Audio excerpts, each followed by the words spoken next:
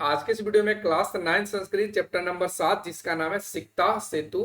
तो हम लोग इस चैप्टर के अभ्यास के प्रश्नों का उत्तर करने वाले हैं। पहले इस चैप्टर का हिंदी मतलब समझे तो इसका मतलब है मिट्टी का पुल।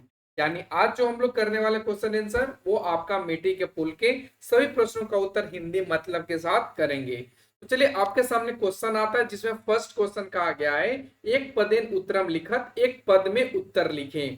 इसमें क क्वेश्चन कहा गया है कह बाले विद्याम न अधितवान, यानी किसने बचपन में विद्या ग्रहण या विद्या का प्राप्त नहीं की। इसका उत्तर बनेगा तपोदत्त, यानी तपोदत्त ने।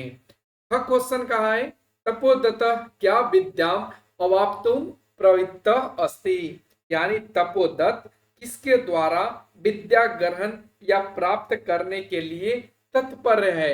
उत्तर बनेगा तपश्चर्याया, यानी तपस्या के द्वारा। का क्वेश्चन कहा गया है मकराले कह शिलाभि सेतुम बबंध, यानी समुद्र में शिलाओं से किसने सेतु बनाया। इसका उत्तर बनेगा राम, यानी राम ने। घ क्वेश्चन में कहा गया है मार्ग भ्रंत संध्यायाम पुत्र उपैति, यानी रास्ते से भटका हुआ शाम तक कहाँ आ जाता है। इसका उत्तर होगा गृहम, यानी घर। पुरुष सिक्ता भी किम करोति, यानी पुरुष मिट्टी से क्या कर रहे हैं। इसका उत्तर बनेगा सेतु निर्माणम, यानी पुल का निर्माण। अगला क्वेश्चन है अधोलिखिता नाम प्रश्ना नाम उत्तराणी संस्कृत भाषा लिखत। नीचे लिखे प्रश्नों का उत्तर संस्कृत भाषा में लिखें। जिसमें क क्वेश्चन कहा गया है अनधीत तपोदत्त कै गर्हितो अभवत, यानी इसका मतलब यह है कि पढ़ाई न करने के बाद तपोदत्त किसके द्वारा अपमानित हुआ।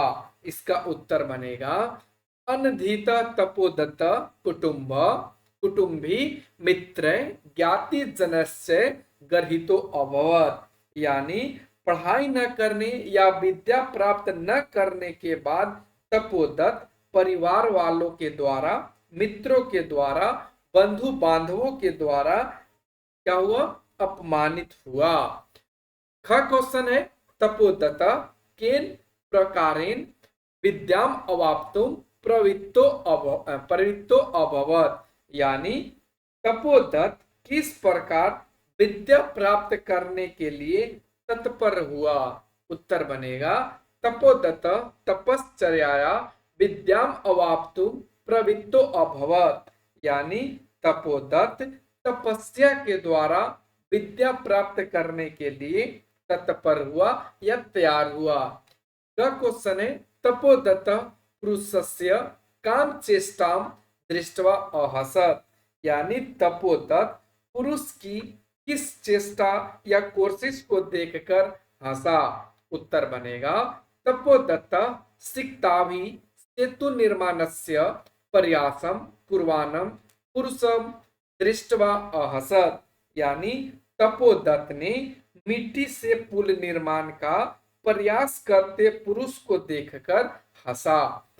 घ क्वेश्चन है तपोमात्रेण विद्याम प्राप्तुम कस्त प्रयास कीदृश कथित, यानी तपोमात्र से यानी तपस्या मात्र से विद्या प्राप्त करने के उसके प्रयास को कैसा कहा गया है। इसका उत्तर बनेगा तपोमात्रेण विद्याम प्राप्तुम तस्य प्रयास सिक्ताभि सेतु निर्माण प्रयास कथित। इसका मतलब यह है कि तपस्या मात्र से विद्या ग्रहण या प्राप्त करने के उसके प्रयास को मिट्टी के पुल निर्माण करने के प्रयास के समान कहा गया है। अगला क्वेश्चन है अंते, यहाँ पे देखेंगे अंते तपोदत्त विद्या ग्रहणाय कुत्र गत, यानी अंत में तपोदत्त विद्या ग्रहण करने के लिए कहा गया। इसका उत्तर क्या बनेगा अंते तपोदत्त विद्या ग्रहणाय गुरुकुलम गत, यानी अंत में तपोदत्त विद्या ग्रहण करने के लिए या प्राप्त करने के लिए गुरुकुलम यानी गुरु के घर या गुरुकुल गया। अगला क्वेश्चन है हीन वर्गीयम पदम चिनोत यानी हीन वर्ग को चुनना है। जिसमें आप देखेंगे उदाहरण में दिया है अधिरोढ़ुम गंतुम सेतुम निर्मांतुम, यानी इसमें आप इसका सही उत्तर जो देखेंगे वो आपका सेतुम है। अगर हिंदी मतलब समझे अधिरोढ़ुम का तो इसका मतलब होगा चढ़ने के लिए, गंतुम जाने के लिए, सेतुम पुल और निर्मातुम बनाने के लिए। तो यहाँ पे देखेंगे तो सभी क्रिया है, लेकिन सेतुम जो है वो आपका क्रिया नहीं है, तो ये भी ध्यान रख सकते हैं आप। का क्वेश्चन कहा गया है निस्वस्य चिंत्य विमृश्य उपेत्य। इसमें आपका सही मतलब अगर हिंदी मतलब समझे तो इसका मतलब है सांस लेकर, चिंत्य का मतलब है सोचो, ठीक है, सोचो या इसके बाद विमृश्य का मतलब है विचार करके, और उसके बाद उपेत्य का मतलब जा करके। तो इसमें देखेंगे तो ये आपका सही उत्तर बनेगा चिंत्य, और इसमें ल्यप प्रत्यय इस्तेमाल हुआ है। क्वेश्चन है विश्वसीमी पश्यामी करिष्यामी अभिलाषामी। इसका मतलब विश्वसीमी का मतलब है विश्वास करता है, पश्यामी का मतलब देखता हूं, ठीक है, फिर उसी तरीके से कश्यामी करूंगा, और अभिलाषमी चाहता हूं। तो यहाँ पे हम करिष्यामी इसका सही उत्तर बनेगा, क्योंकि करिष्यामी जो है वो आपका भविष्य काल है, बाकी सभी जो है ये विश्वास करता हूं देखता हूं ये सभी आपका वर्तमान काल है। क्वेश्चन में तपोभी दुर्बुद्धि, तपोभी जिसका मतलब है तपस्या के द्वारा, दुर्बुद्धि दुष्ट बुद्धि, सिकता भी मिट्टी के द्वारा, फिर उसी तरीके से कुटुंबी इसका मतलब है परिवारों के द्वारा। तो यहाँ पे इसका सही उत्तर बनेगा दुर्बुद्धि, क्योंकि दुर्बुद्धि जो आपका है वो आपका प्रथमा विभक्ति है, बाकी जो आपका सभी है वो तृतीया विभक्ति है। तो ये भी आपको ध्यान रख के छांट लेना है, अलग चुन लेना है। अगला क्वेश्चन है रेखांकितानी सर्वनाम पदानी कस्मे प्रयुक्तानी, यानी रेखांकित पद किसके लिए प्रयुक्त हुआ है ये आपको बताना है। इसमें पहला क्वेश्चन कहा गया है अलमलम तो श्रमेन, यानी तुम्हारा परिश्रम बंद करो। ये किसके लिए आया है, तो ये पुरुषाय पुरुष के लिए, ये जो तो आया है वो पुरुष के लिए आया है। दूसरा क्वेश्चन न अहम सोपान मार्गे अट्रम अधिरूढ़ुम विश्वसीमी, यानी मैं सीढ़ियों की सहायता से अट्टालिका पर चढ़ने में विश्वास नहीं करता। ये किसके लिए अहम आया है, तो पुरुषाय पुरुष के लिए। चिंतितम भवता न वा, इसका मतलब क्या है कि आपके द्वारा सोचा गया या नहीं। तो ये जो भवता आया है वो पुरुषाय पुरुष के लिए आया है। चौथा क्वेश्चन गुरुगृहम गतवय विद्या अभ्यासो मया करणीय का मतलब हिंदी समझे तो गुरु के घर जाकर ही मेरे द्वारा विद्या का अभ्यास किया जाना चाहिए। ये किसके लिए मया आया है, तो ये तपोदत्त के लिए आया है, तो हमने यहाँ पे लिखा है तपोदत्ताय यानी तपोदत्त के लिए। भौदिभ उन्मिलितम में नयन युगलम, यानी आपके द्वारा मेरे नेत्र खोल दिए गए। तो ये जो में आया है वो किसके लिए आया है, तपोदत्ताय तपोदत्त के लिए। अगला क्वेश्चन में कहा गया है अधोलिखितानि कथनानि कह कम प्रति कथयति, यानी नीचे लिखे कथन को कौन किसके प्रति कहा गया है ये आपको बताना है। इधर आपको कथन दिया है, कह मतलब कौन और कम मतलब किसके प्रति, और यहाँ पे आप सुधार लेंगे अधोलिखितानि को आप इस तरीके से लिखेंगे अधोलिखितानि, ठीक है, अधो आपको ऐसे लिखना है। इसमें फर्स्ट कहा गया है हा विधे किमिदम मया कृतम, यानी ये विधाता ये मैंने क्या किया। ये कौन कहता है, तपोदत्त यानी तपोदत्त। किससे कहता है, आत्मनाम यानी स्वयं से। हो महाशय किमिदं विद्यते, यानी हे महाशय ये क्या कर रहे हो, ये कौन कहता है, ये तपोदत्त कहता है। किसके प्रति कहता है, तो ये पुरुषम यानी पुरुष के प्रति। अगला है थर्ड नंबर में, जिसमें कहा गया है वो भो तपस्वीन कथम माम उपरुंतिस। इसका मतलब क्या बनेगा कि हे तपस्वी मुझे क्यों रोक रहे हो। ये कौन कहता है, पुरुष यानी पुरुष। किसके प्रति, तपोदत्तम तपोदत्त के प्रति। सिक्ता जल प्रवाहे जल प्रवाहे अस्थास्यन्ति हिम, यानी मिट्टी का मतलब समझे तो मिट्टी के बहाव में, मिट्टी जल के बहाव में ठहरती है क्या, ये कौन कहता है, तपोदत्त किसके प्रति, पुरुषम पुरुष के प्रति। ना हम जाने को अस्ति भवान, यानी मैं नहीं जानता हूं कि आप कौन हैं। ये कौन कहता है, तपोदत्त यानी तपोदत्त किसके प्रति कहता है, तो ये जो तपोदत्त कहता है वो पुरुषम यानी पुरुष के प्रति कहता है। तो इस तरीके से आप 4 नंबर का क और ख दोनों प्रश्नों का उत्तर कर पाएंगे। अगला क्वेश्चन आता है जिसमें कहा गया है स्थूल पदानि अधिकृत्य प्रश्न निर्माण कुरुत, यानी जो मोटे अक्षर में पद दिए गए हैं उनके अनुसार आप प्रश्न का निर्माण करेंगे। जिसमें फर्स्ट कहा गया है 5 का क नंबर, तपोदत्त तपस्चर्याया विद्याम अवाप्तुम प्रवृत्तो अस्ति, यानी तपोदत्त तपस्या के द्वारा विद्या प्राप्त करने को तत्पर है। तो यहाँ पे हम बात करेंगे कि किसके द्वारा तपोदत्त विद्या प्राप्त करना चाहता है, तो तपश्चर्या की जगह पे हम यूज करेंगे क्या।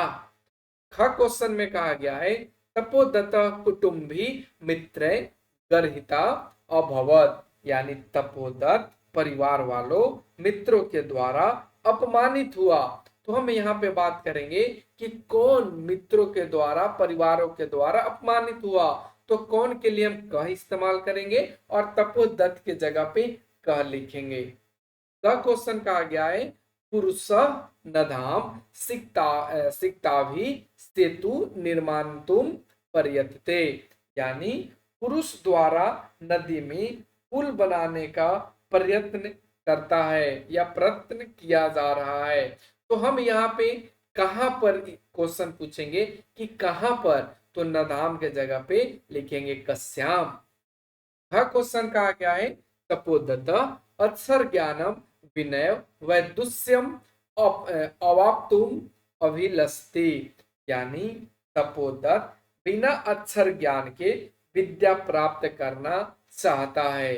तो हम यहाँ पे पूछेंगे कि किसके बिना, तो किसके बिना के जगह पे कम का इस्तेमाल करेंगे और हमने यहाँ पे कम लगाया है। ठीक है, अगला क्वेश्चन है तपोदत्त विद्यायनाय गुरुकुलम अगच्छत, यानी तपोदत्त का ज्ञान प्राप्त, तपोदत्त विद्या का ज्ञान प्राप्त करने के लिए गुरुकुल गया।